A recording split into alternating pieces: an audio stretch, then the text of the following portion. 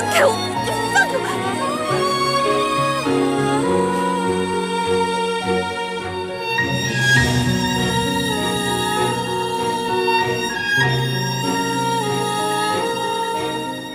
你现在再不走的话，被我爹跟师傅看到了，你可就完了。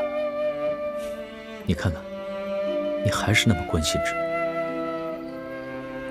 今夜你不跟朕走的话，朕是绝对不会走的。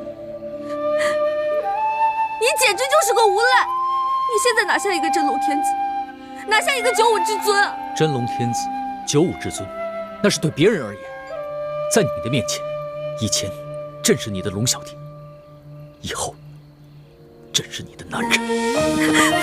走开！走开！走开！你打吧，你打死朕吧！你要么打死朕，要么跟朕走。我恨你！我恨你！我恨你！我恨你！我恨你！你现在让我怎么办？我该怎么办？我已经发过誓，我心里不能再想你了。如果我再想你的话，那我就一辈子吃糠咽菜，穿粗布麻衣，变成一个丑女人了。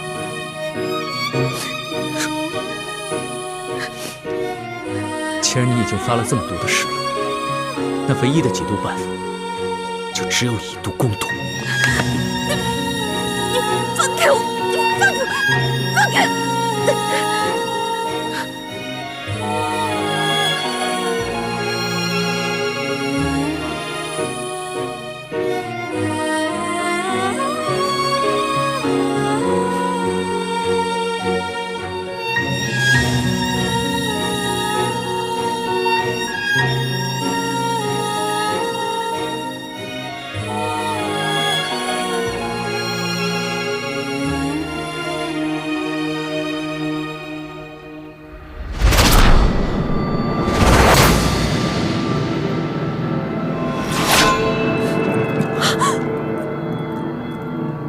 朱哥哥，朱哥哥，你答应过我的，你不会杀陆小弟的。可你也答应过我，会心甘情愿地嫁给我，一心一意对我。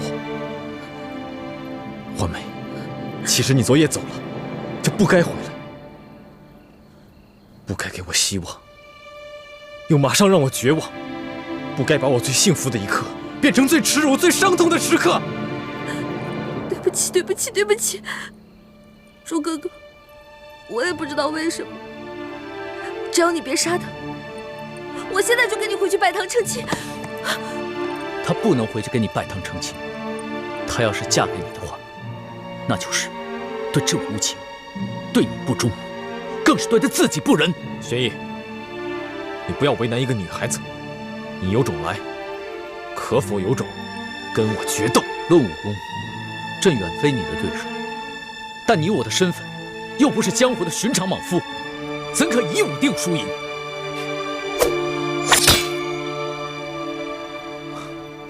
若你我争的是天下，自然不该以武论输赢。但现在，我们争的是一个女人，则你我的身份，不过是世间一寻常男子。爱新觉罗玄烨，拔剑吧！我就站在这里不动，只用一双肉掌与你交手。你若能逼得我双脚动一下，就算你胜。我和易欢的婚事取消，你带他离开。你若是败了，我也放你一次，让你离开。我带易欢回去继续我们的婚礼。是男人，就接受这次挑战，否则滚回你的紫禁城，做你的八面威风的皇帝。但是，你再也没有资格以寻常男人的身份来跟我抢易欢。好，那朕就接受你的挑战，与你决斗。你疯了吗？你肯定打不过朱哥哥的，你快走啊！花儿，自8岁起，朕就只能是一个皇帝。但是朕现在想任性一回，做一回世俗男子，去真真正正的跟朱慈轩来一个决斗。若是输了，朕也绝不后悔。朱哥哥，三师傅说你这几天都不能与别人交手的。康熙都应战了，难道我还怯战不成？欢梅，这是我们两个男人之间的决斗，跟你没有关系。朱哥哥，玄烨，动手吧！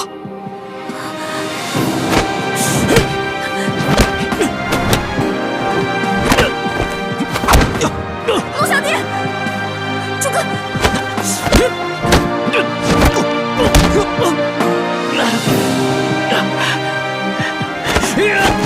龙小弟，龙小弟，别打了，别打了！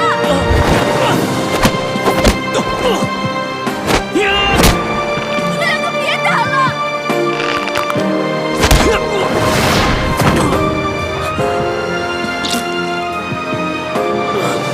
玄烨，你现在明白了，做皇帝，你或许比我强，但做男人，你永远比不上。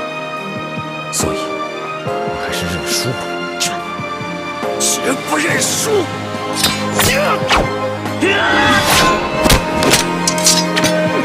朱哥哥，朱哥哥，你千万别杀了龙小弟！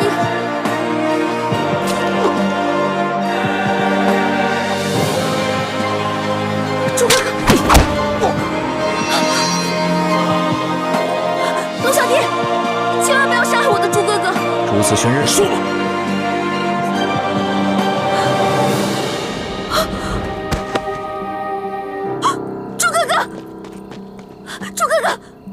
朱哥哥，你醒醒！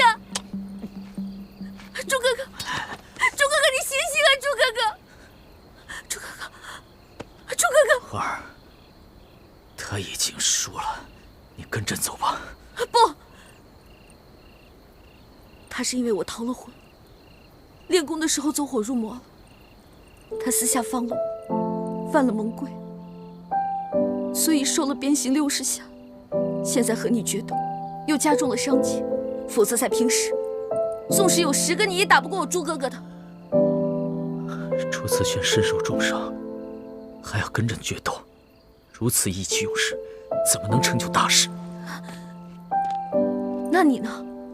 孤身一人前来寻我，难道不是意气用事吗？花儿，朕不是意气用事。出来吧！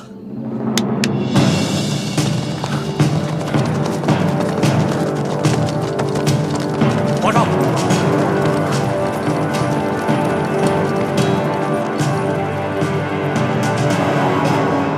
原来你早就安排好了。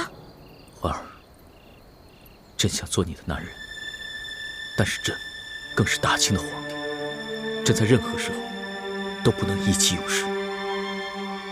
倒是朱思轩，明明受了重伤，却还只把心思用在你我2人之上。他过来的时候，没有发现林中有埋伏。那你现在想干嘛？你想杀了我朱哥哥吗？花儿，朕不想骗你。你和朱慈轩，朕必须带走一个。如果你今天不跟朕走的话，那朕会将朱慈轩带回去打入天牢。有太皇太后在，朕无法保他不死。但你若是跟朕回去了，那朕可以将他留下。是去是留，你自己决定吧。你这根本不是在跟我赌，你这是在逼我！这就是在逼你！